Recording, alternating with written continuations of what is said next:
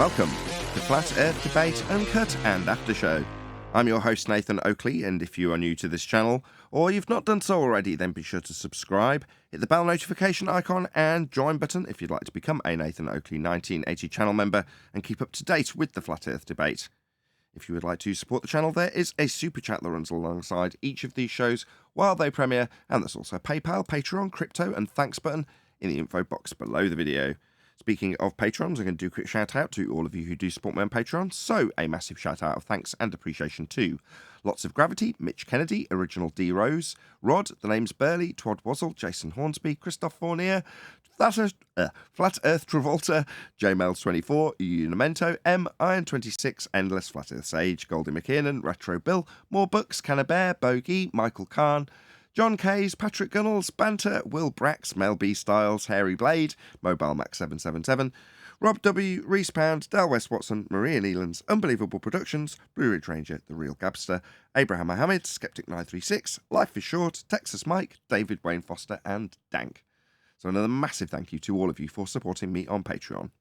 Now I will hand over to whoever is in Discord, Google, and Matrix so you can enjoy their dulcet tones while I set up for today's live show.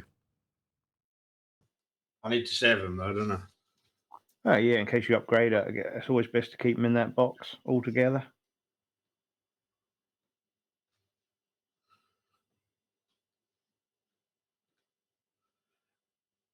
It's literally shaved about 15 minutes off start time on laptop. Yeah, that thing sounded like whirring up. Yeah. That was really dodgy sounding. You'll see what it's like when I send it, yeah. It's almost showtime.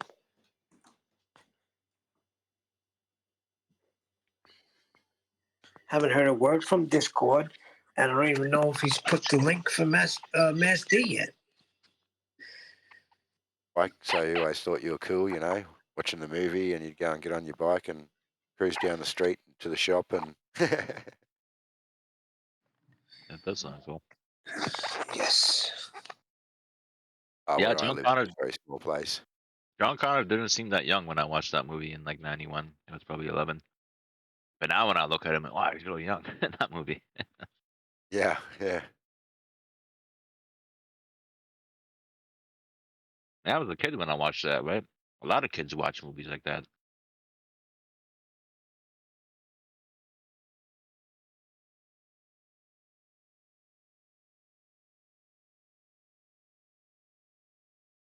Yeah. Good stuff.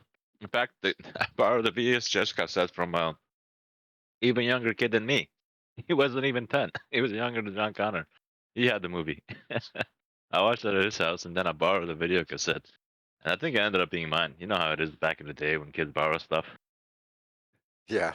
It could end up at your place forever, or your stuff could end up at somebody's place forever, right? One thing I've noticed with my kids that they don't have anything to look forward to anymore, and to give them patience as well, because you know, back when we were kids, a new movie would be coming out at the movies or at the cinemas, and you'd be hanging for it to come out. It'd be a big blockbuster, you know. You'd go with your friends. They don't have that anymore. Everything's instant gratitude. Now they just turn on Netflix or YouTube and they just watch the movie there. There's no real big blockbusters anymore. It's all sort of instant gratification. Yeah, and you can watch them on Netflix real quick now too, eh? It's like almost, it seems like within a year. Yeah, but there's crack sites as well there in Australia, at least, where they can watch them like on TV at home when they're still on at the movies. Yeah, but those are in various quality. But yeah, I've seen Yeah. those too. I used to watch stuff like that too. Yeah, so I know they're kids or whatever, but you know, they don't have anything to look forward to or wait for. Yeah. Who else was still going to say something?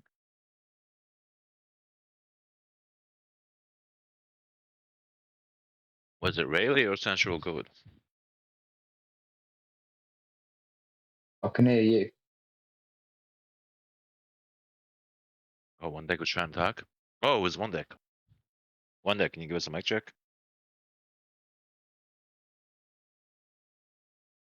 Yeah, we can't hear you. um, let me change the region, and then you can join and rejoin. Okay, one deck. Give me a sec. Let me change the region first. How do I do that?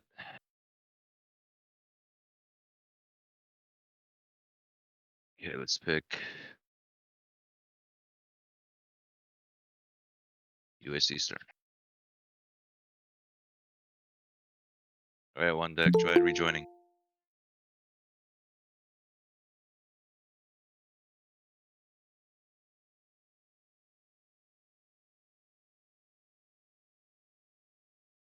Good morning, Nathan.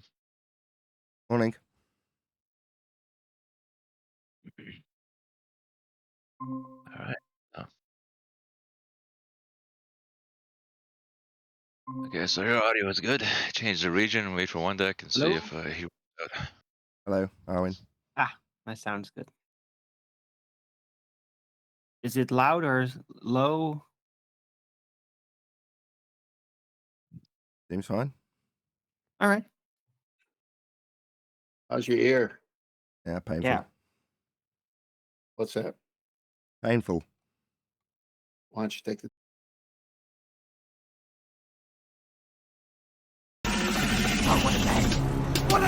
Welcome to Flat Earth Debate live.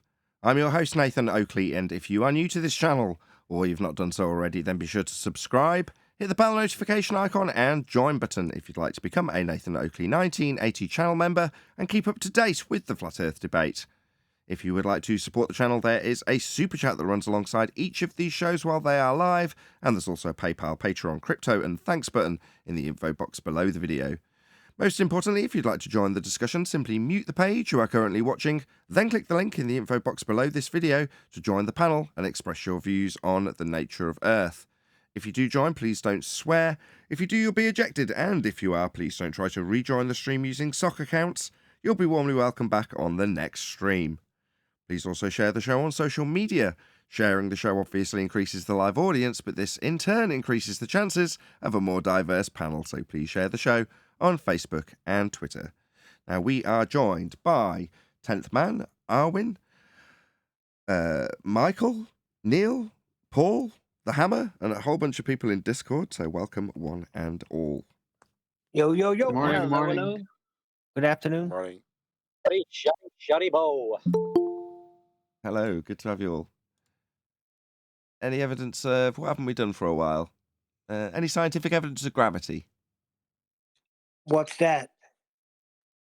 It's not my claim. What makes if you watch sports, it's what makes the golf ball go in the hole. Oh, so you're saying what keeps me on the ground?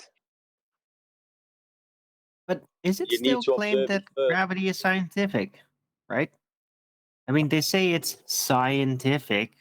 Like, oh yeah, it's part of science. But I mean, do ballers actually still really claim that it is passable through the scientific method? Or when it's so ingrained in society, it's in everything. Of course, I get that. But I mean, it's not really thought of as science, right? It's like people just think of it more like, oh, that's just the law. It's Newton's law, like a natural law, right? And no, it isn't, of course. But is it really thought of as a scientific Yes. method-based process? When you say scientific method based, right, most general Joe normies don't know what the scientific method is. They've forgotten. They might have been taught it in school, but they've long since forgotten, and now they just think when you hear the word science, it means proof, sunshine. Okay, right, so he said science. Okay, gravity, right, that's definitely proven facts and true, right? Well, there's obviously the science for gravity, is what they would say. Now, you're phrasing it carefully, and I don't not appreciate that. I do appreciate that. But the average Joe still thinks that science for gravity, that's the bottom line here, Arwin. Now, in a way, you're carefully phrasing it, but also showing your detachment from how far away you are from general Joe Normie, who thinks the science for a force that holds him to the ground and stops him floating off into the sky vacuum. Space. So when we ask for scientific evidence of gravity, it's because originally, prior to us being reminded by Quantum Eraser what science really was, it was asserted that the whole body of science proved we were on a ball and gravity was amongst those claims. Yeah, I Just- remember the body of science. Yeah. Well, he's missing in action. Speaking of Hey, which, chocolate. Well, before QE came onto the scene, Nathan, were guys. you aware of the scientific method? no, I had been taught it at school like everybody. But no, I know how you mean. No, was I consciously aware? I use these terms consciously, and QE always laughs at me. It's like, well, what's the alternative? Unconsciously aware? You'd be asleep. But anyway, I mean, at the forefront of my mind was not cause and effect reasoning based on systematic experimentation based on a hypothesis after observing natural phenomena. No, Neil. Jokerman says, Nathan, would you mind if I come on the panel? Of course not. Would I mind? It's an open panel. Anybody can come on. You certainly have to pay to join. So no, the link's in the info box. If you join, yeah, great, wonderful, lovely to see you. Thank you for the super So chat. neither What's was that? I. Hold on, neither was I, and I don't think anybody was, because even when you explain it now, some people say that's QE's method. No, No, who's the some people? These hold are on. So what? But aren't that just I agree. anti-flat earthers Talking that to say Neil. that? Hello. So what, Neil? Some people say it's quantum erasers method. Okay, they're idiots. So what? I agree. So what? That's the scientific method, correct? Yeah, So what's the problem? you tell I me. agree, so what? But you bringing it up. You're asking What? me. What's going on here? You're right, chocolate. What's going on? You brought it up. I'm saying that's how you explained it. That is the scientific method, but Neil, nobody knew Neil. it until QE came on the scene. Isn't that convenient? No, there's a deviation between your average Joe normie who may reach high school or even low college level education and not be privy to the scientific road that a student would follow, with that road knowing or assumed that you'd know at step one what the scientific method was. Therefore, it's almost unspoken. Not because it's being hidden, but because by the time you get to university level, if you're on a physics course of any description, you're expected to know what the scientific method is.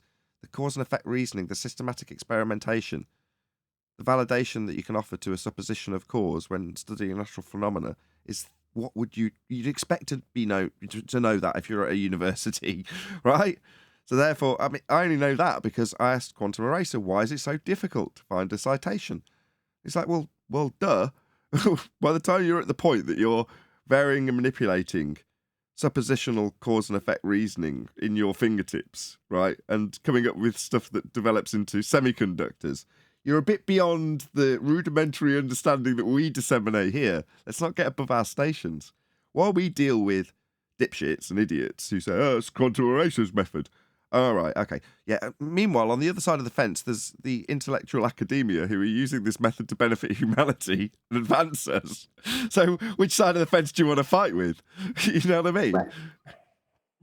But that's what I'm saying. When did it come to a point where, okay, how can I phrase this?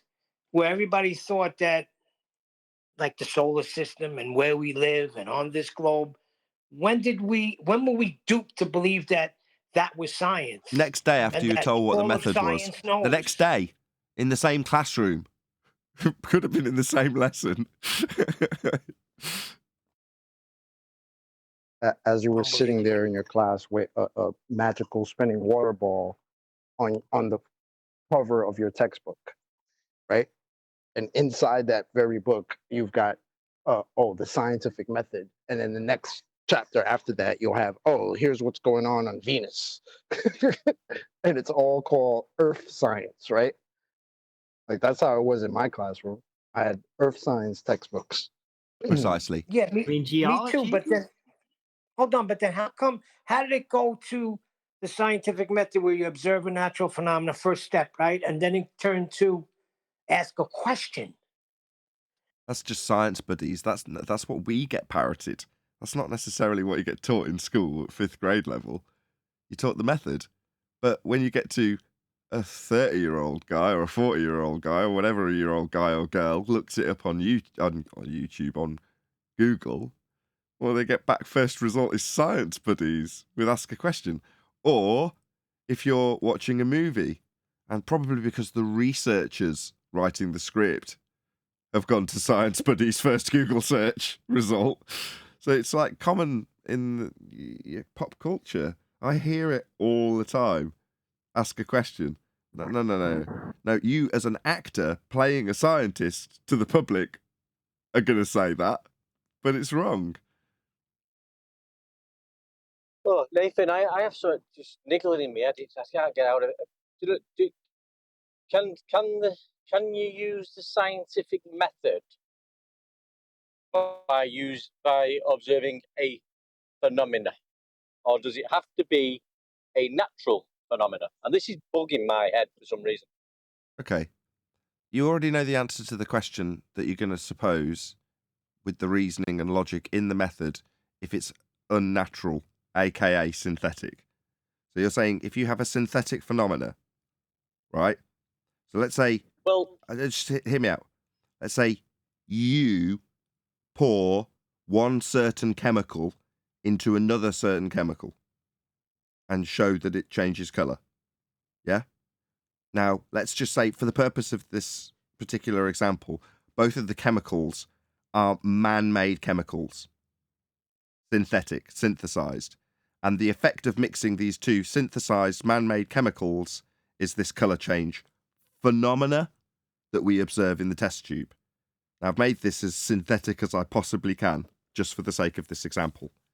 Now, I started out by saying you pour one synthetic chemical into the other. Do you at this stage need to establish the cause when you caused it?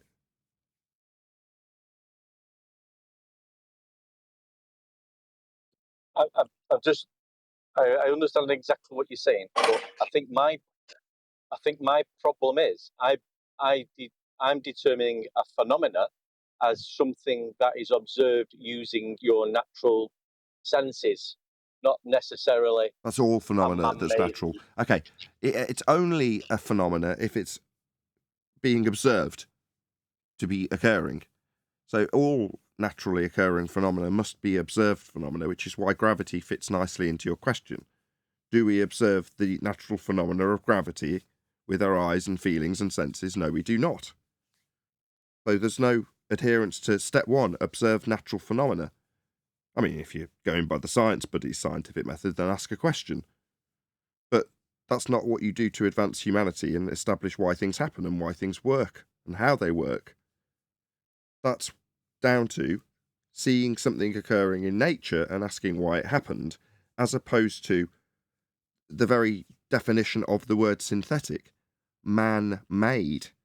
Well, if you know man made it, that's the cause.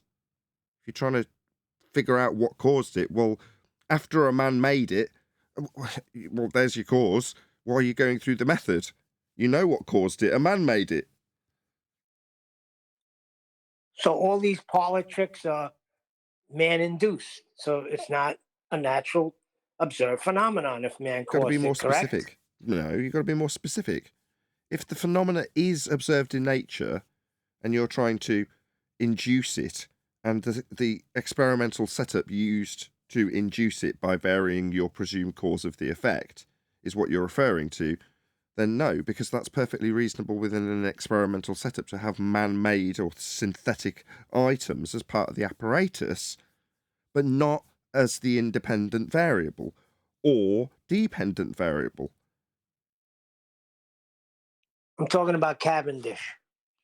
Cavendish is a specific example where you're creating an effect of mass being attracted to other masses that doesn't occur in nature. You don't observe that to happen anywhere ever. It doesn't happen anywhere ever. So they induce the effect with the apparatus. So the effect is conjured in the apparatus. So when you say, well, show me the natural phenomena of mass attracting mass. Here's my Cavendish balls I strung up. No. Show me it happening in nature. Don't induce it in your man-made gizmo. Because that's a synthetic effect that you've developed. Okay, you've got a synthetic effect. That's man-made effect. because mass isn't attracting mass, as we well know. And so do the, out of date, replaced by quantum mechanics, old school Einsteinian gravity fraternity, or whatever you call them. Because all of they also realised that mass attracting mass was superseded by bending 4D space-time about 108 years ago. So it's been twice superseded, this notion of mass attracting mass. It doesn't. 73 people watching, please share the show. Any single viable hypothesis from any of the fields of astronomy, cosmology, or astrophysics? No, they can't. Not within their field anyway.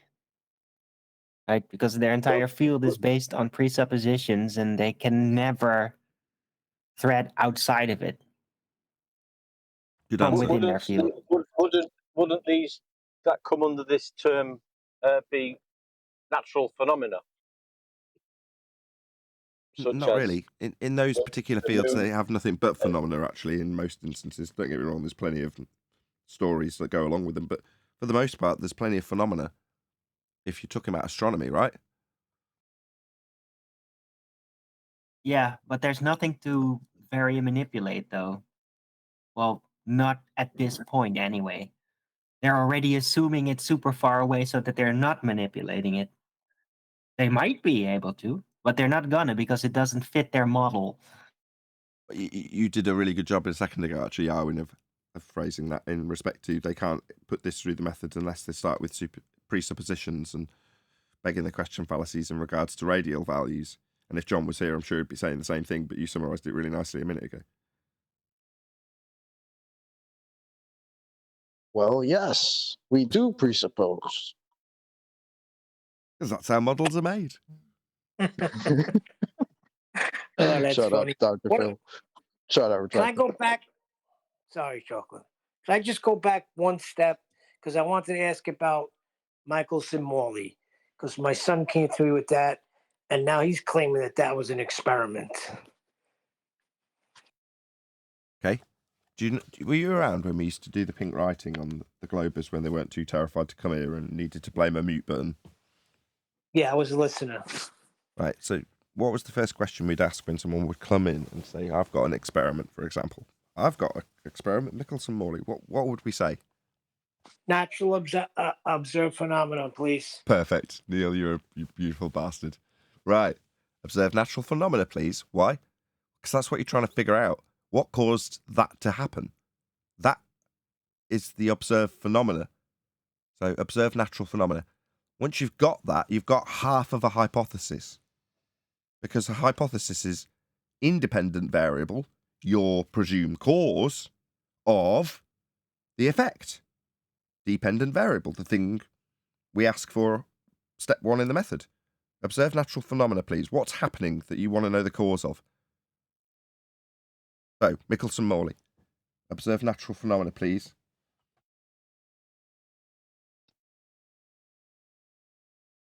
I'm not asking you to do that. We'll have to leave it out there hanging. Your son's not here, let's be honest. But you know what I'm driving at. Just take him through the steps. Write it down. Okay, you're saying this is what's being studied. This is what's occurring in nature. What's your presumed cause of that effect? In other words, independent variable. And then you've got a full hypothesis. An if and then suppositional statement. If, independent variable, then the phenomena I'm studying. And then you test it. By varying your independent variable, as Anthony used to say. You wiggle it and you see if it causes it. And if you wiggle it and it causes it, you've validated it. If it doesn't, you still validate the null. Because alongside that suppositional statement of cause and effect, if and then statement, if A then B, you've also got the antithesis of that statement, which is the null. If A, the thing you're going to wiggle and vary to see if it causes the effect, then not B. No outcome, zero difference result, null, no difference. In other words, you don't induce the effect. So at the end of the experimental stage, you prove it caused the effect. When you wiggled it, it caused it. Or you prove it didn't cause the effect. You wiggled it and nothing happened. Null. Zero difference. Well, you But that's validate what I that don't null. You put a tick next to it, you prove it. So at the end of the empirical outcome is exactly that. You've got an empirical outcome. because you can't have both be true at the same time. You can't have A cause B and not cause B. When you wiggle it, it either happens or it doesn't happen. So one of the two statements is true. That's why it's empirical. And the reason I've given that extra detail is to say it rounds back to the beginning of the statements that we've just been discussing about how we get indoctrinated as kids. Because that empirical outcome is proof. This is proven.